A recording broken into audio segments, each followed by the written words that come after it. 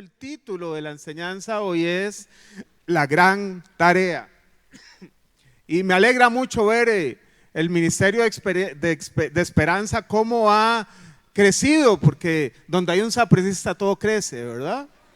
Así que bendito Dios por toda la visión que hay. Y hoy no quisiera iniciar con una experiencia introductoria, una historia como siempre lo hago. Quisiera empezar de lleno con la palabra de Dios. Acompáñenme por favor a Hechos 2, 37 y 38. Allá en Vida Abundante del Sur Rosario estamos estudiando el libro de Hechos los lunes y esperamos en diciembre ya tener bien terminadito el libro. Y quisiera iniciar con este pasaje. Cuando oyeron esto, todos se sintieron profundamente conmovidos y dijeron a Pedro y a los otros apóstoles: hermanos, ¿qué debemos hacer? Arrepiéntase y bautícese cada uno de ustedes en el nombre de Jesucristo para perdón de sus pecados, contestó Pedro, y recibirán el don del Espíritu Santo. Permítame poder explicarle el contexto en el cual Pedro habla estas palabras. Esta es la primera prédica que se da después que Jesús asciende al cielo. Es la primera prédica que se da en la iglesia primitiva. Pedro tiene el alto honor de ser la primera persona en dar un sermón a la iglesia. Pero previo a esto, recordemos qué sucedió. Jesús vino, murió y resucitó. Y resucitado enseñó a sus discípulos por 40 días. Ya resucitado estuvo con ellos 40 días, luego de los cuales ascendió al cielo y aparecieron dos varones vestidos de blanco y le dijeron a los galileos que estaban ahí: bueno, ese mismo Cristo que vieron subir, así mismo lo verán venir. Lo veremos venir en las nubes. Es lo que dice Primera de Tesalonicenses 4:17, que nos reuniremos con Él, seremos arrebatados y nos reuniremos con Él en las nubes. Pero lo interesante es ver cómo toda la Biblia se conecta. Recuerden la Pascua. La Pascua era la celebración o el momento en el cual el Señor le dijo a través de Moisés a Israel que tenían que matar un animal, ofrecerlo en sacrificio, comérselo con hierbas amargas y panes sin levaduras, dibujar con su sangre, pintar los postes y los dinteles, y cuando pasara el ángel de la muerte, la última plaga en Egipto, no iba a atacar a los primogénitos israelitas, sino a los primogénitos de Egipto. Y después de esto de la Pascua ya se celebra por orden y por perpetuidad en el pueblo de Israel la Pascua judía, conmemorando ese momento especial de protección al pueblo de Israel. Y Jesús muere en época de la Pascua, durante la celebración de la Pascua. Jesús, que es la sustancia de aquello que representaba la Pascua a través de un animal, Jesús era la Pascua perpetua, la Pascua que ya su sangre no nos protege de la muerte y de la muerte material propiamente, sino que nos da eternidad, nos libera del pecado, nos da vida eterna. En ese momento Jesús muere en momento de la Pascua, y es interesante porque enseña por 40 días. Es un número interesante porque Moisés, cuando va a subir por las tablas de la ley, está en ayuno 40 días. ¿Cuántos días ayunó Jesús antes de ejercer su ministerio en el desierto?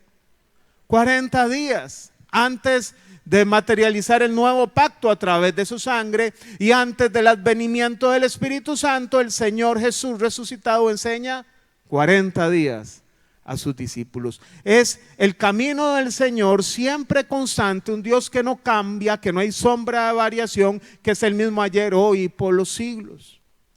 En momento de la Pascua muere Jesús, y después habían dos celebraciones que se hacían en antigüedad que tenían que ver con las fiestas de las cosechas, las fiestas de las primicias, en la cual se recogían los primeros granos de las cosechas, y la fiesta del Pentecostés, que es la fiesta donde se va a derramar el Espíritu Santo que el Señor Jesús prometió.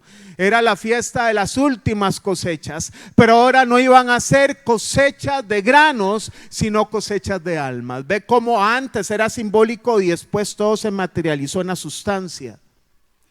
Cuando Pedro predica, 3,000 personas se convierten. Y lo interesante es que antes que Pedro haga estas palabras, el Espíritu Santo desciende como una ráfaga sobre los 120 que están ahí esperando la promesa.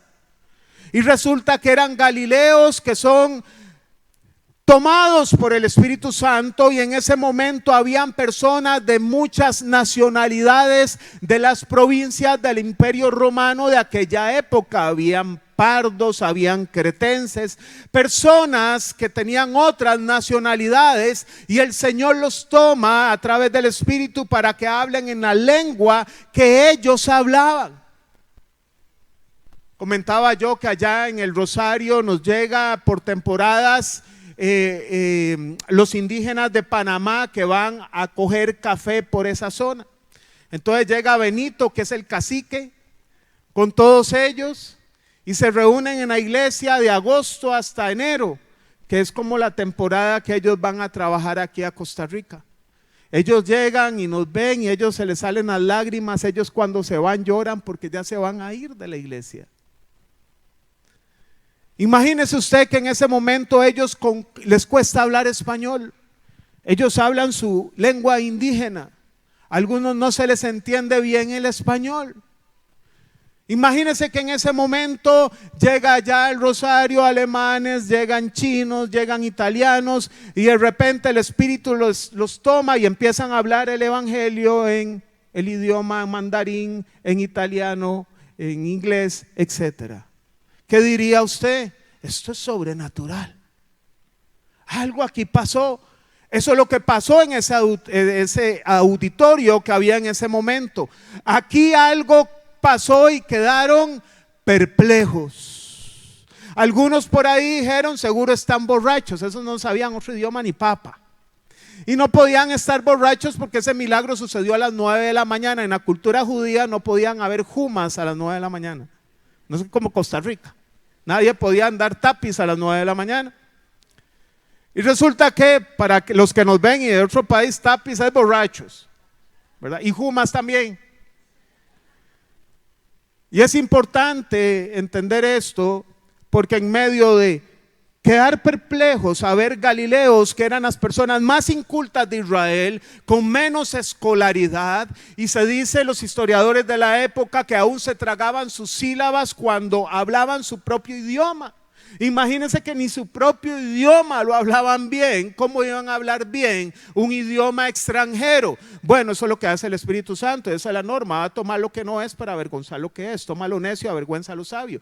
Ese es el mover de Dios. Tomó el país más pequeño, la nación más pequeña, aún en estatura, los judíos, para vencer naciones más grandes. Ese es el poder de Dios.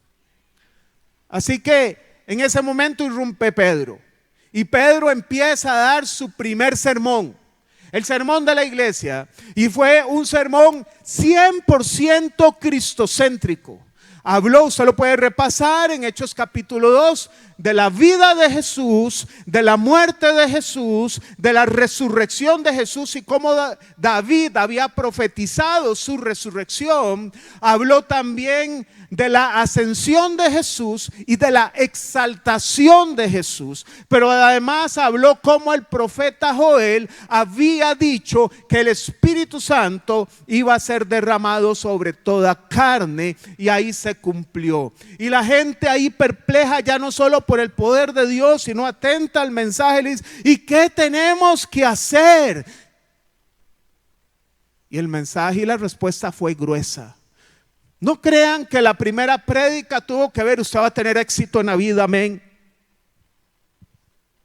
Usted está en pecado, arrepiéntase, porque eso es lo que significa arrepiéntase. Y luego bautícese. Y ahora sí va a tener perdón de los pecados, y el don del Espíritu Santo va a venir sobre su vida. Ese fue el primer mensaje, y a partir de ahí tenemos que entender que el concepto de los reinos de los cielos y de la iglesia es un concepto dinámico. La iglesia no es un ente estático, es un ente que tiene que moverse, que tiene que avanzar. Para liberar Dios a través de Moisés al pueblo de Egipto, tuvieron que avanzar, salir de Egipto. Para que Josué pudiera conquistar Canaán, tenía que avanzar el pueblo y atravesar el río Jordán para conquistar. Para que Zorobabel pudiese traer los cautivos cuando fue cautivo Israel y Judá en Babilonia, tuvieron que avanzar para poder reconstruir el templo de Salomón, que había sido destruido por los babilonios. Nehemías era copero del rey. ¿Sabe cuál era el trabajo de Nehemías? Vea que rico se la tiraba, pero no tan rico. Porque él le tocaba probar el vino del rey. Si quedó vivo está bueno, y si quedó, ahí terminó el trabajo. Eso era lo que tenía que hacer. Y de repente él dice, no le apareció un ángel diciéndole, ve allá a Israel, reconstruye. No. Él tenía las noticias de que su país estaba en ruinas. Él pide permiso a Artajerjes, el rey persa, y se devuelve a la nación. Y empieza a reparar los muros con el pueblo, y empieza a volver a darle una identidad nacional a los judíos. Y los apóstoles fueron esparcidos por todo el imperio romano para predicar la palabra de Dios. Y si nosotros somos el cuerpo de Cristo y Jesús es la cabeza, y si la cabeza se mueve, ¿qué tiene que hacer el cuerpo? Moverse. La iglesia está llamada a moverse. Hoy quisiera que pudiésemos reflexionar juntos sobre algunos aspectos importantes que como iglesia somos llamados a cumplir para entender el propósito de Dios en esta tierra. Y lo primero que quiero exponerle hoy es algo que parece obvio, pero a veces no se vuelve tan obvio. Tenemos que tener clara nuestra tarea. Y quisiera preguntarle, y que usted le pregunte al de la par, ¿para qué usted está en esta tierra? Pregúntele. ¿Para qué está en la tierra? El esposo no le digo, mi amor, usted está en esta tierra por ese gallo pinto que usted hace. No, esa no es la respuesta. ¿Para qué usted está en esta tierra? ¿Para qué yo estoy en esta tierra? Porque según está nuestro corazón, dice la palabra, y está nuestro tesoro. Mateo 28, 18, 20 está la gran comisión, muy conocido por todos. Jesús se acercó entonces a ellos, a los discípulos, y dijo: se me ha dado toda autoridad en el cielo y en la tierra, por tanto vayan y hagan discípulos de todas las naciones, bautizándolos en el nombre del Padre y del Hijo y del Espíritu Santo, enseñándoles a obedecer todo lo que les he mandado a ustedes, y les aseguro que estaré con ustedes siempre hasta el fin del mundo. La iglesia posee autoridad delegada del cielo para anunciar el reino de los cielos, tiene autoridad para enseñar, tiene autoridad para orar, tiene autoridad para poder asistir a aquellos necesitados, tiene autoridad para esparcir la semilla, tiene autoridad, tiene el deber y tiene la autoridad para hacerlo. Y si bien es cierto, el ministerio apostólico cimentó las bases de la iglesia, todos estamos llamados a cumplir la gran comisión, porque Jesús universalizó esta gran comisión y no era solo para los apóstoles. En Lucas 12, 8, 7 y 8 dice: les aseguro que a cualquiera que me confiese delante de los demás. ¿Qué significa confesar? Eso es como el hombre casado o la mujer casada que se quiere portar mal. No confiesa que es casado. ¿Dónde está? Se esconden el anillo y parecen tontos, porque usted se quita el anillo y le queda toda la seña, ¿verdad? Es que yo me pongo ahí porque no me gusta broncearme esa parte. Uno tiene que confesar el amor. Si los matrimonios confesaran el amor, menos personas llegarían a pulsearla, porque usted delimitó el territorio. Bueno, El que me confiese delante de los demás, también el Hijo del Hombre lo confesará delante de los ángeles de Dios. Pero el que me niega delante de los demás, se le negará delante de los ángeles de Dios. Entonces, entendemos que la tarea es para usted y para mí también. ¿Puede decirlo?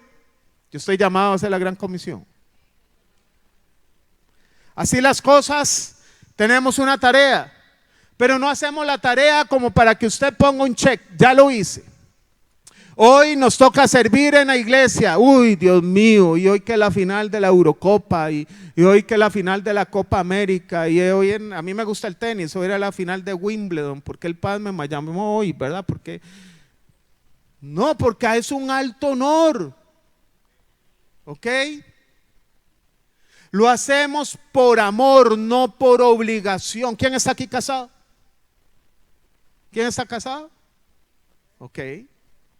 Cuando la esposa nos dice a nosotros, si vieras que pasé por un restaurante, olí una comida tan rica. O le dice, uy, viera la blusa que vi hoy. Qué linda esa blusa que vi. Mi amor, vieras que últimamente tengo unas jaquecas.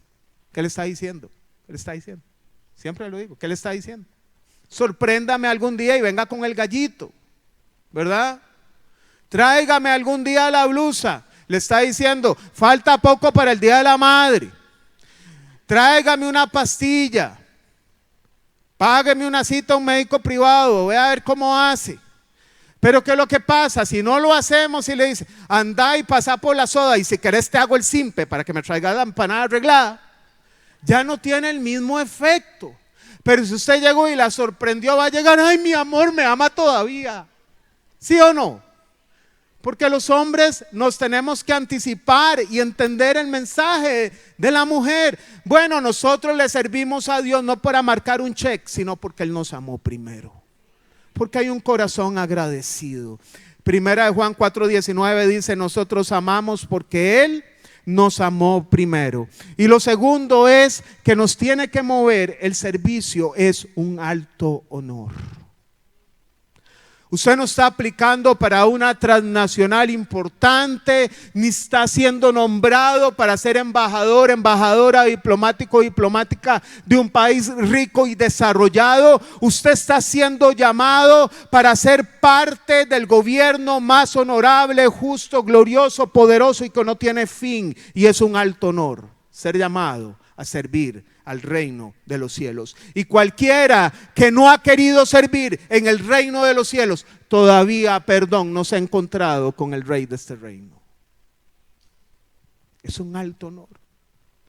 Primera de Pedro 2:9 dice, mas vosotros, en Reina Valera del 60, mas vosotros sois linaje escogido. ¡Qué bonito! Usted es una raza especial.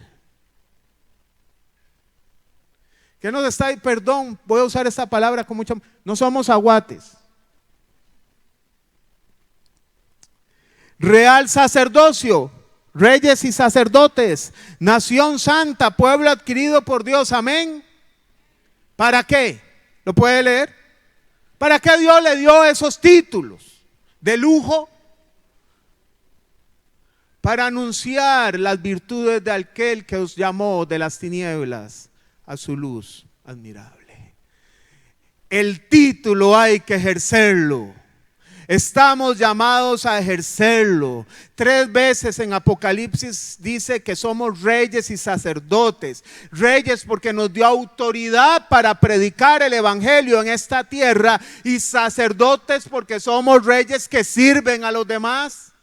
No somos reyes que tienen súbditos, sino que sirven a los demás. El Señor Jesús dijo, el que quiera ser mayor en el reino, que sirva a los demás. ¿Quién es el mayor en la casa? El que sirve, el que se levanta, el que hace el desayuno, el que sirve a los demás. Lo que pasa es que en las casas nadie quiere ser rey.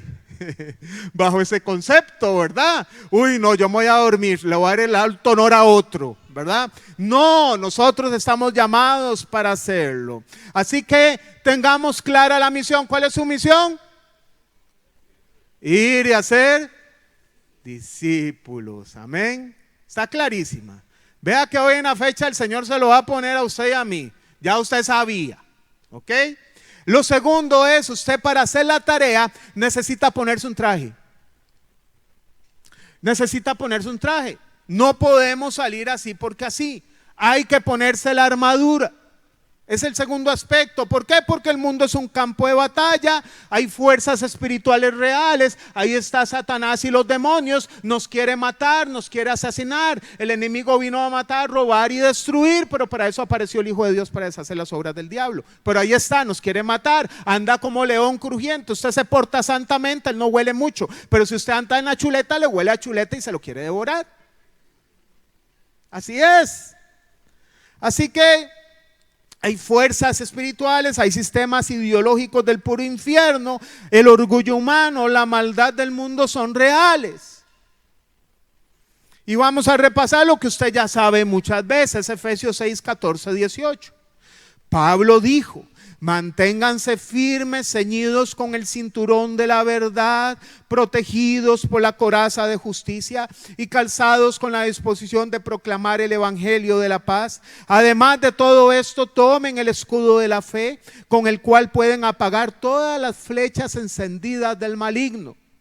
Tomen el casco de la salvación, la espada del Espíritu, que es la palabra de Dios. Oren en el Espíritu en todo momento con peticiones y ruegos. Manténganse alerta y perseveren en oración por todos los creyentes. Entonces lo primero que nos dice Pablo es: póngase el cinturón de la verdad. Y esto tiene que ver con no cambiar el mensaje.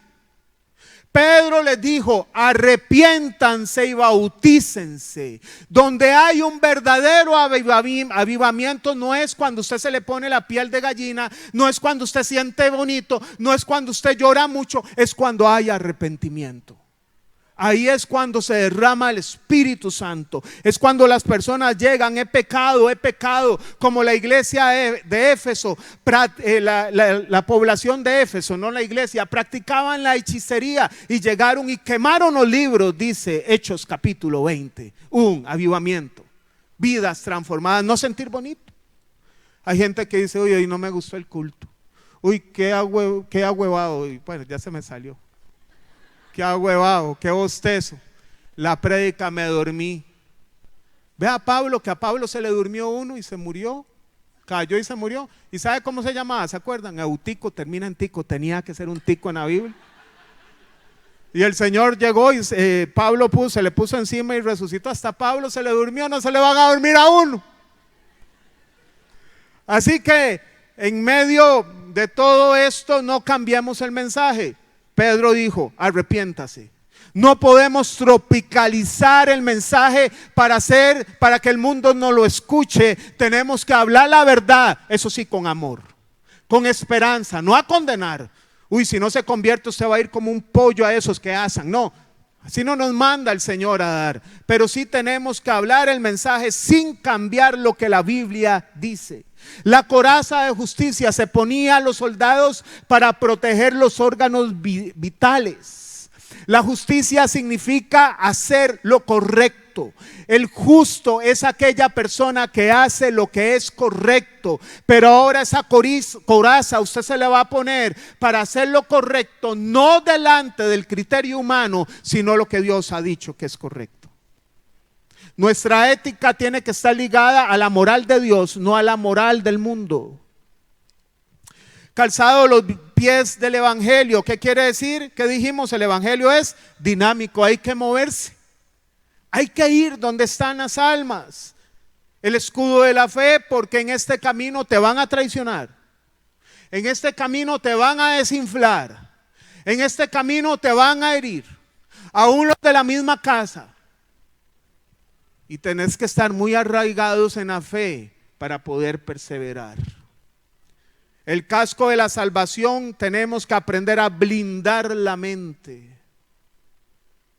Que en medio de esas pruebas usted entienda que usted tiene una morada en los cielos real, que no es una ilusión, y que todas las cosas que nos pasan en este mundo, como decía Pablo, no se comparan a la gloria que ha de manifestarse en nosotros. ¿Quién vio jugar a Ronaldo Nazario? No a Cristiano Ronaldo, ese es el Paque.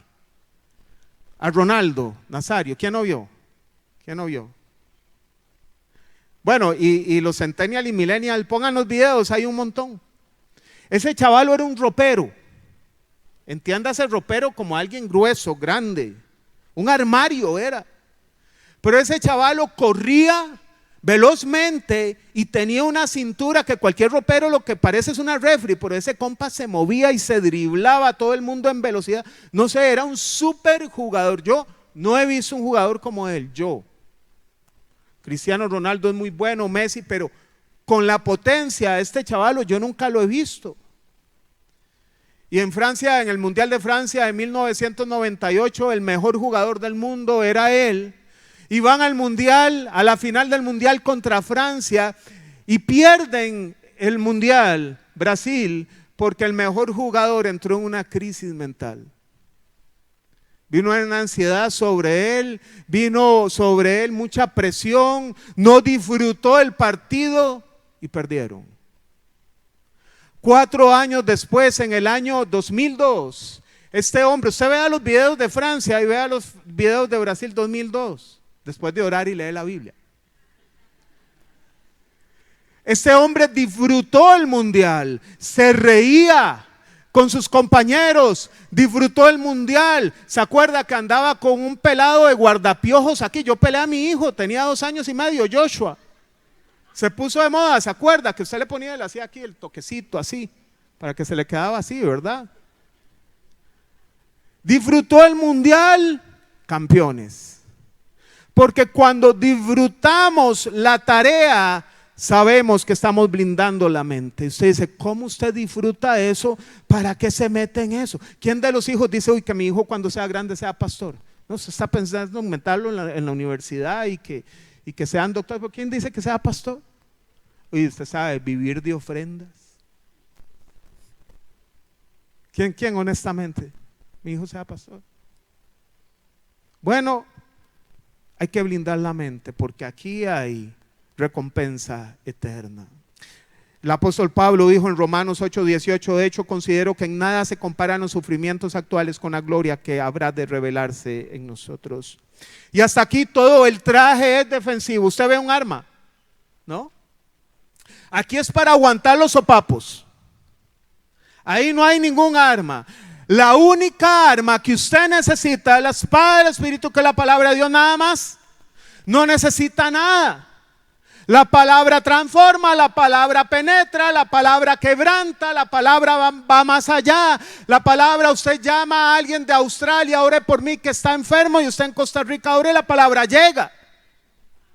La palabra de Dios es poderosa, es lo que necesita. Dios no depende de sus capacidades. Dios lo único que le pide a usted es que sea lleno del Espíritu Santo. Lo único. Usted va en el poder del Espíritu Santo. Pero es interesante porque después que usted se pone todo el traje, Pablo dice, orando en todo momento. Una persona que se pone el traje y no ora, ese traje le van a atravesar todas las flechas. Yo tengo un dicho y siempre lo digo, no sea tan valiente salir de su casa sin orar. Nunca se atreva, porque el mundo lo quiere comer vivo. Nunca se atreva. Si todas las situaciones de ansiedad y de preocupación que ustedes y yo hemos tenido, las hubiéramos cambiado en tiempos de oración, muchas de nuestras historias serían distintas. Muchas. La oración es poderosa. Entonces, segundo, póngase el trajecito. Dios no se lo va a poner. Ahí está, póngaselo. ¿Verdad? Lo tercero, no tema al rechazo. Le voy a dar una noticia. En esta tarea vamos a ser rechazados. El tema es que uno de los mayores miedos, si no el mayor miedo del ser humano, es ser rechazado. Muchas personas fueron rechazados cuando niños por sus padres y ahora necesitan aceptación por todo. Hacen algo, necesitan que se los felicitemos. Necesitan aceptación, y eso es porque hay un vacío que no se llenó. Y el ser humano no nacimos para ser rechazados, nos cuesta ser rechazados. En el amor es igual. ¿Quién se ha enamorado aquí? ¿Quién? Pero que hay un poco de eunucos aquí. ¿Quién se ha enamorado? Todos tienen el don de abstinencia, aleluya. Bueno, ¿se enamoraron o siguen enamorados? Ahí ya las manos, no hay mucha mano levantada. Bueno, cuando un hombre se enamora de una mujer de un hombre, porque ahora hay que aclararlo, ¿verdad? Usted se enamora de la mujer y entonces usted piensa la mujer, huele, la mujer no se echó desodorante, pero usted le huele riquísimo, ¿verdad? Usted se acuerda de las palabras, las sueña y usted dice, uy, le manda un corazón como se lo manda a cualquiera. Y dice, es que seguro le gusto. Y no, es que se lo manda, ¿verdad? Y el hombre, la mujer está esperando del hombre también que ojalá me vuelva a ver y le manda un mensaje, ahí te vi, qué linda camisa que andaba, y el hombre empieza a escribir y dice ahí escribiendo en WhatsApp y lo que te manda es un... Porque así somos los hombres de aguados, ¿verdad? Bueno, entonces, ¿cuál es el peor miedo? Usted está enamorado, cree que la otra persona también. ¿Y cómo le entro? Y si le echo el cuento y me dice que no, ahí tengo que cantar, todo se derrumbó dentro de mí. ¿Verdad que hay un temor? Qué obstinado, qué obstinado. Bueno, no nos gusta ser rechazados, pero lo cierto es que hay muchas personas, creyentes sinceros y honestos, que no se avergüenzan de su Señor ni del Evangelio, pero sienten temor a ser rechazados por su fe.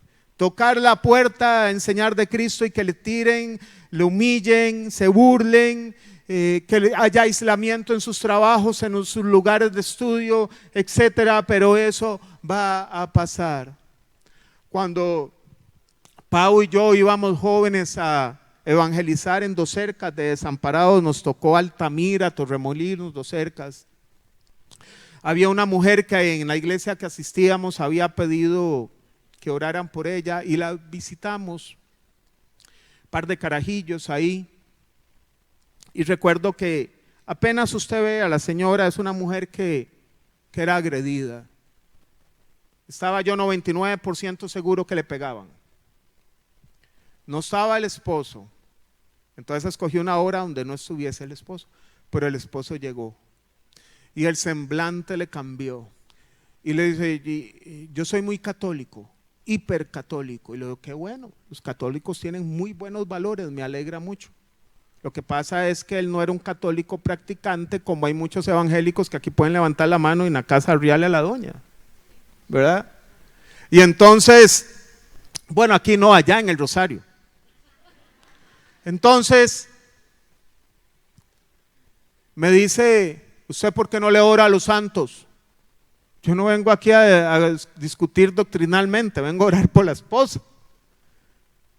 Y le voy a decir, bueno, con mucho respeto, yo creo que yo soy santo también. Y oramos a Dios, el creador de todo. Dice, no, usted sufrió el proceso de beatificación para que lo santificaran. Sí, en la cruz, instantáneamente. Él me limpió de mis pecados. ¿Sabía usted que nada inmundo entrará al reino de los cielos? Y leí el Apocalipsis. Entonces suena la trompeta, usted se queda. Entonces fuimos yendo a la casa y cuando yo entro dice, ¿qué? Ya llegó San Robert. Así me recibía.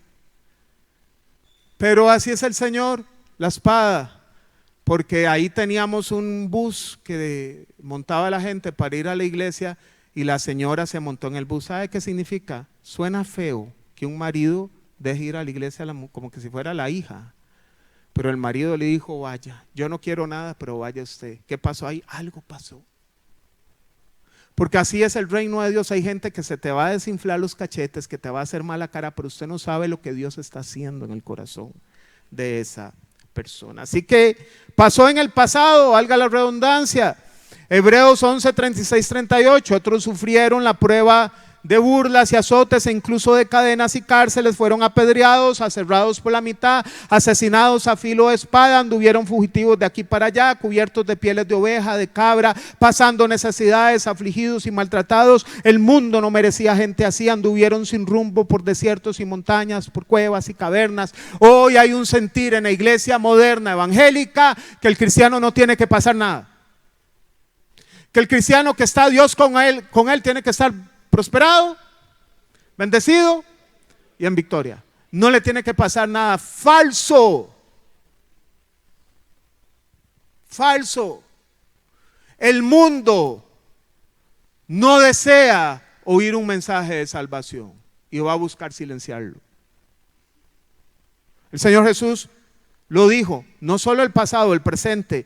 Yo les he dicho estas cosas, Juan 16:33, para que en mí hallen paz. En este mundo afrontarán aflicciones, pero anímense, yo he vencido al mundo. Mateo 10:22, por causa de mi nombre, todo el mundo los... Si usted nadie lo ha rechazado, pregúntese si usted está haciendo la tarea. Pero el que se mantenga firme hasta el fin será salvo. Y 1 Juan 3:13, perdón, el apóstol Juan dijo, hermanos, tranquilos, no se extrañen si el mundo los odia. Y le digo algo más, vamos a ser atribulados en el futuro. Mateo 24:9, entonces los entregarán para que los persigan y los maten y los odiarán todas las naciones por causa de mi nombre. ¿Sabe usted cuál es la posición del rapto de la iglesia más predominante? Y con esto no, yo respeto todas, la más predominante en la iglesia evangélica moderna, que la iglesia no pasa la gran tribulación. Esa es. Pero la Biblia me enseña que los cristianos de antes, los de hoy y los de futuro, son atribulados, porque Dios no atribula a nadie, es el mundo y Satanás. Ese es el tema y el meollo del asunto. Así que los siervos de Dios sufrieron, sufren y sufrirán por la tarea, pero tienen certeza absoluta de la eternidad. Amén. Así que no se extrañe, Dios va con usted. Vamos a sufrir, nos van a rechazar, sí, pero Dios va con usted. Ok, ya vamos a terminar, nos quedan dos. Vea que pusieron un video. Y el padre leyó un comunicado. Hablemos del cielo, pero tenga plan B. Hable del infierno también. Porque a veces hablamos mucho del cielo y no hablamos del infierno. Pero el Señor Jesús habló del cielo y habló del infierno. Así que el evangelio significa buenas noticias, es dar esperanza, una esperanza cierta, verdadera, acerca del problema de pecado. La persona se arrepiente, Dios limpia el pecado instantáneamente. Cristo nos da salvación, nos redimió, nos compró con su sangre. Nos iba a hacer una morada. Él dijo, les conviene que me vaya porque voy a hacer una morada para ustedes. Asimismo nos pidió hacer tesoros en los cielos. Él mismo habló del valor del reino de los cielos. ¿Se acuerdan la historia de Juan el Bautista? Juan el Bautista está en la cárcel. Y en la cárcel manda a sus discípulos, vayan, pregunten a ver si es él o hay que esperar a otro. ¿Cómo, Juan? ¿Cómo? Si usted fue el mismo que dijo, he aquí el Cordero de Dios que quita el pecado del mundo. Si usted fue el mismo que bautizó a Jesús y le dijo, yo conviene ser bautizado por ti, no yo a ti. Usted es testigo que el Espíritu Santo descendió como una paloma del cielo, se abrió el cielo y la voz del Padre dijo, este es mi Hijo amado en quien tengo complacencia. ¿Cómo que si es él? Usted mismo no dijo, yo los bautizo en agua, pero vendrá otro que los bautizará en Espíritu Santo y fuego. Pero van los discípulos y el Señor les dice, dígale a Juan que los sordos oyen, que los ciegos ven, que los cojos saltan.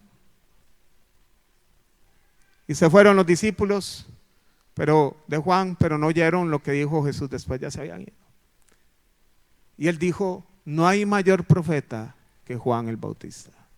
Wow. Usted sabe, Dios tiene calificativos para usted que usted ni se imagina, porque Dios ve todo lo que hacemos aunque la gente no lo vea.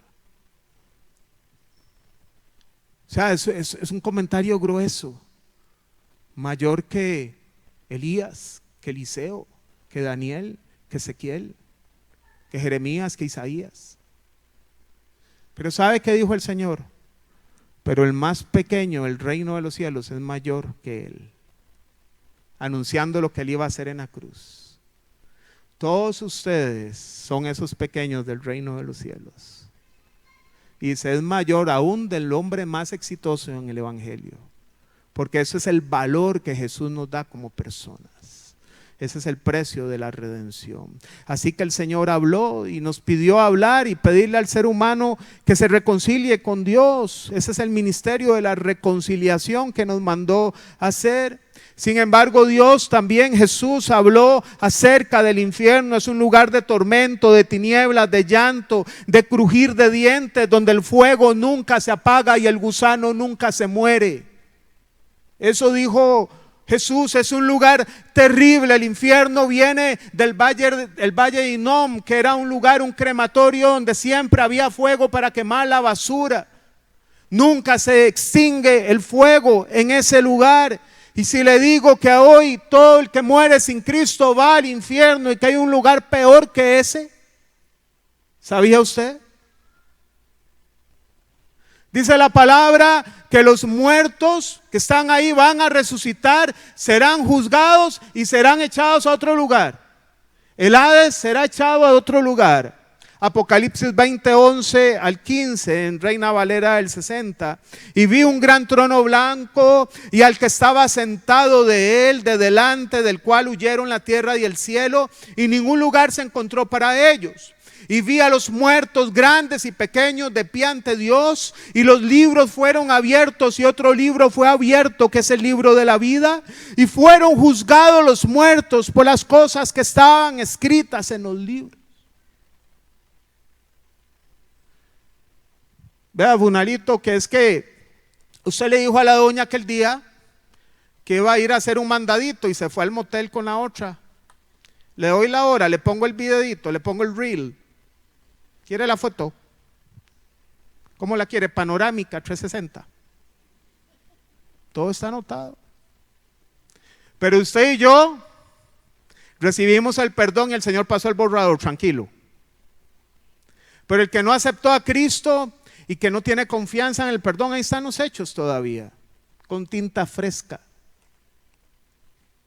Y el mar entregó los muertos que había en él, y la muerte y el Hades entregaron los muertos que habían en ellos, y fueron juzgados cada uno según sus obras. En el gran juicio del trono blanco, usted no va a ser juzgado. Usted va a ser juzgado para galardón, pero usted no va a ser juzgado porque si Jesús borró su pecado, ¿de qué lo van a juzgar?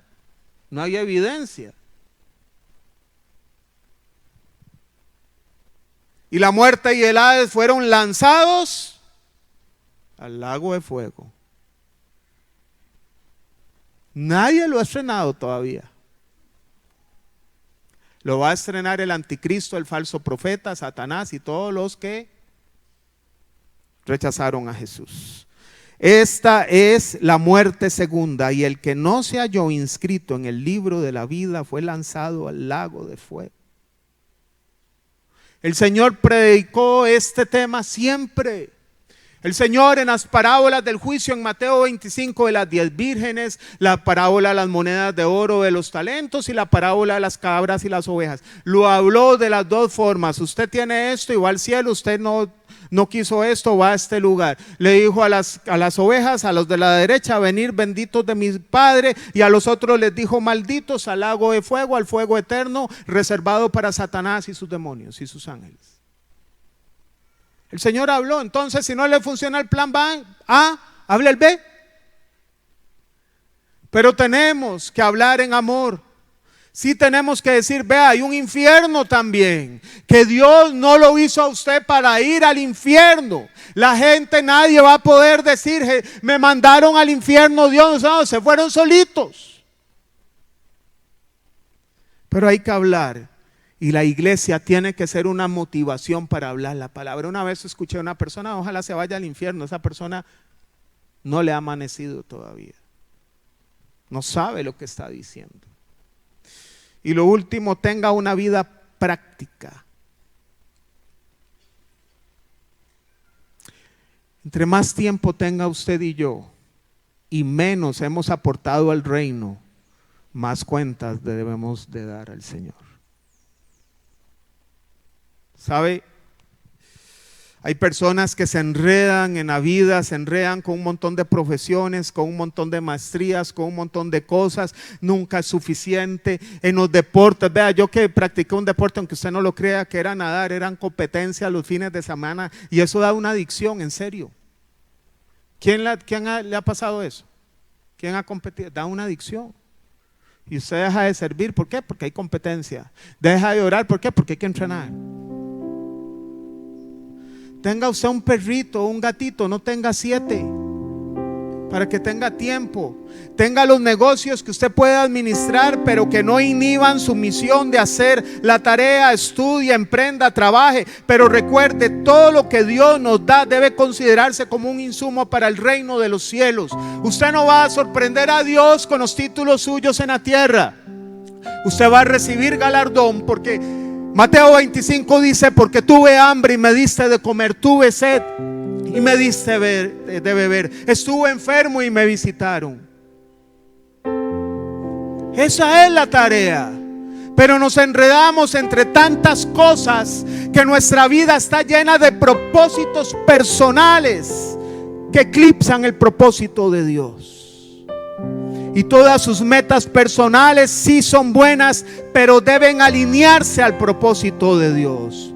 ¿Sabe? Hoy se está cultivando la generación del anticristo. Va a haber un momento y una generación que cuando llegue el anticristo todo el mundo se le va a postrar. Todo el mundo, venga, póngame la marquita aquí, póngamela y aquí y aquí. Que no van a poder discernir a quién tienen enfrente. ¿Por qué? Porque hay un papá y una mamá que trabajan mucho, que nunca están en la casa, porque a los chicos hay que darles para viajar, para estudiar las mejores escuelas, los mejores servicios, y nunca están en la casa, son criados por otros. Hoy muchos centennial y millennial no quieren ni casa propia, alquilan, porque si no me sirven aquí voy allá. Esa es la generación nómada, así se le llama. El deseo de ellos es viajar por todo el mundo, no tener hijos, tener 5 perritos porque mamá y papá están afuera haciendo la plata. ¿Sabe? Satanás se está aprovechando de todo eso. Y yo le digo, prospere en la vida, pero póngale un límite.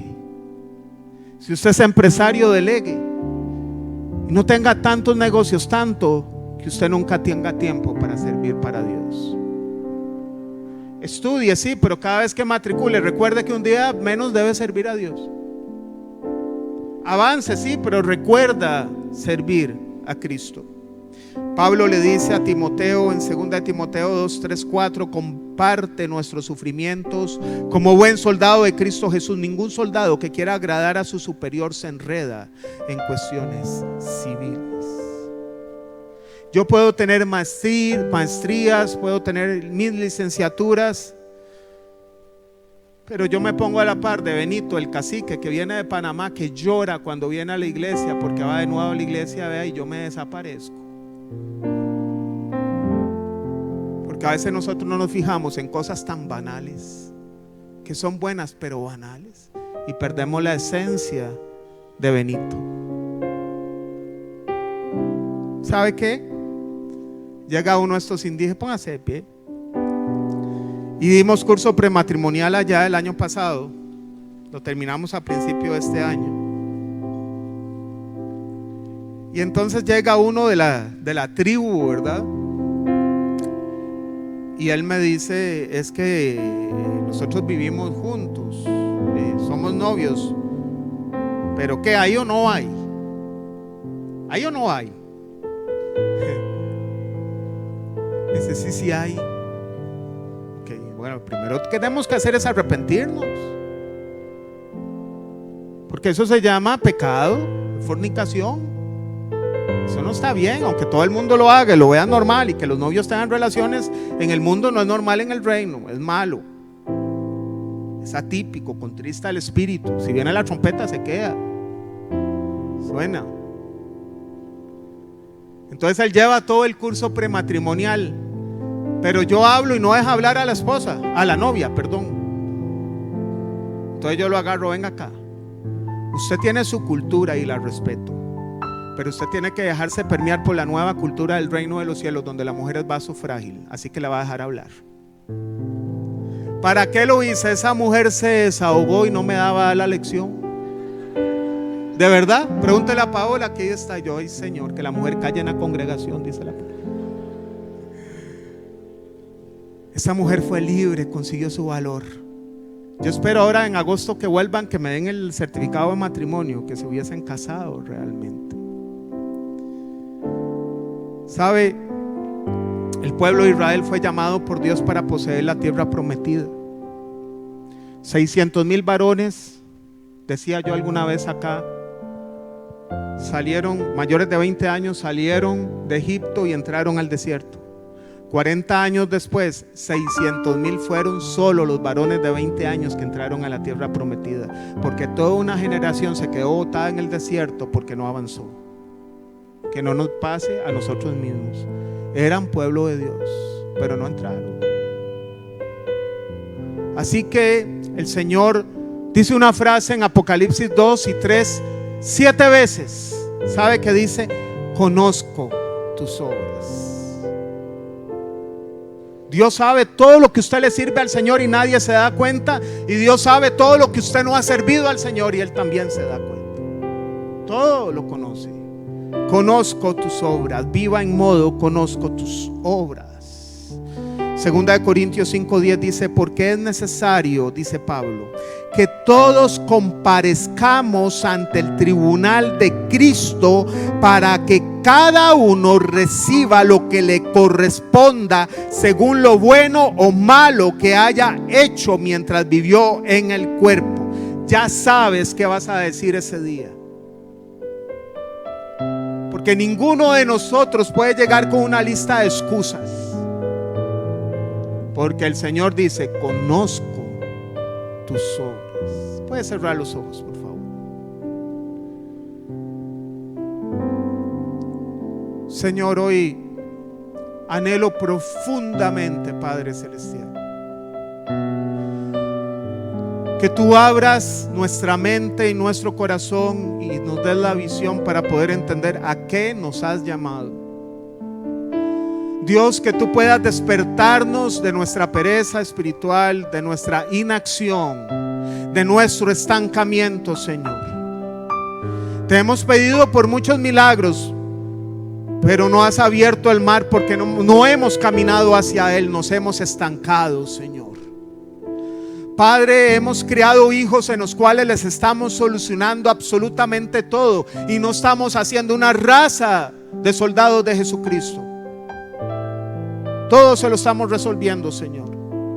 Danos sabiduría, no solo para que esta generación entre, sino para que la futura también entre, Señor.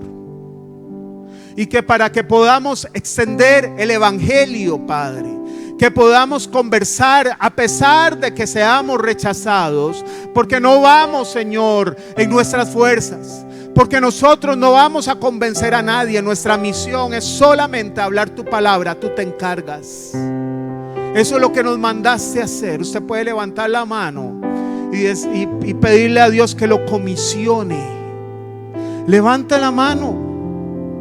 Señor Padre, comisionalos para hacer la gran tarea.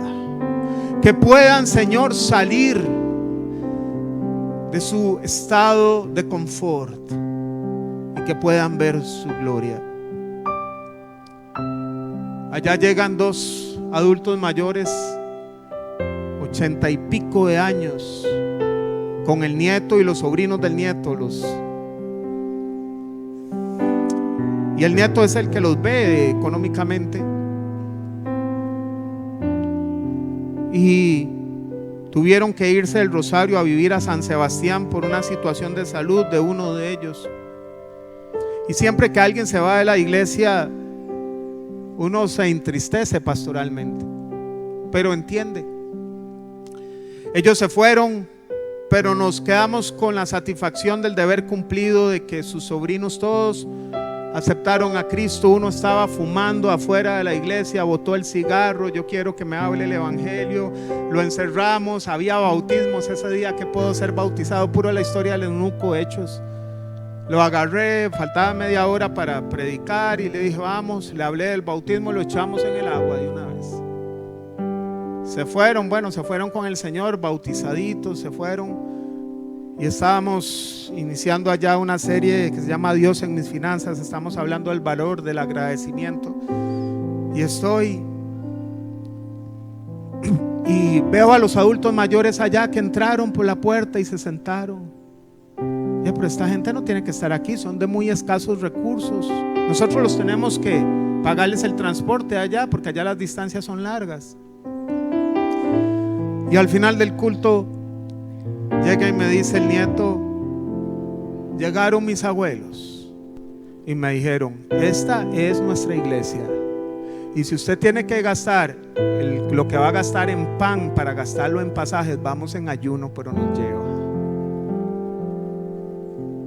¿Sabe? Ninguna carrera le va a dar a usted tantas satisfacciones que cuadros como ese. Yo no podía dormir. Yo salí contento, una sonrisa de oreja a oreja, y pude entender lo que Pablo decía, creo que a los Gálatas: ustedes son mi corona. Me han costado dolores de parto, pero ustedes son mi corona. Nada te va a sentir más realizado como persona que hacer la tarea que el Señor te encomendó. Nada. Así que, Padre, enséñanos a apreciar lo que has puesto en tus manos. Y perdónanos, Señor, si hemos sido tan inútiles. Perdónanos, Señor, si hemos sido tan mezquinos, tan apáticos, que levantamos manos y puede ser que no movamos ni un dedo por hacer tu voluntad. Ayúdanos, Señor, a ser soldados que cuando tú nos veas nos puedas decir: ven, buen siervo y fiel, en lo poco fuiste fiel, sobre mucho te pondré, entra y gózate en la presencia de tu Dios. Yo quiero dar solo un minuto para que, si usted no lo ha hecho, pídale perdón a Dios. Aquí hay gente que no es nueva, que conoce Biblia, que siempre hay un pretexto: es que estoy enfermo, es que estoy esto, es que no me siento bien, es que no estoy de ánimo. Créame que ir a la cruz, no había ningún ánimo en ir a la cruz. ¿Quién quiere ir a morir y que lo claven y estar guindado? Pero eso no es de sentir, eso es de amor. Yo voy a hablar un minuto porque recuerdo esa prédica de Pedro: arrepiéntanse.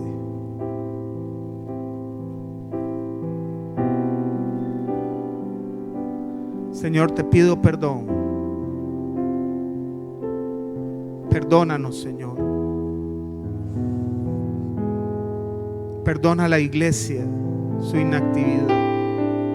Perdónanos. Tenemos una iglesia muy grande, nos has dado una gracia enorme, pero esto no es una tarea solo de Marco Vega y Jackie Rojas y el equipo, no. Es una tarea de todos, Padre. Aún falta demasiado que hacer, Padre. Quiero ser partícipe de esto, Padre. Hermosos son los pies que llevan el Evangelio. Ya vamos a terminar. Dígale al Señor: quítame los complejos para hacer tu obra. Ayúdame a sentirme perdonado para hacer tu obra. Capacítame para hacer tu obra y úsame para tu gloria.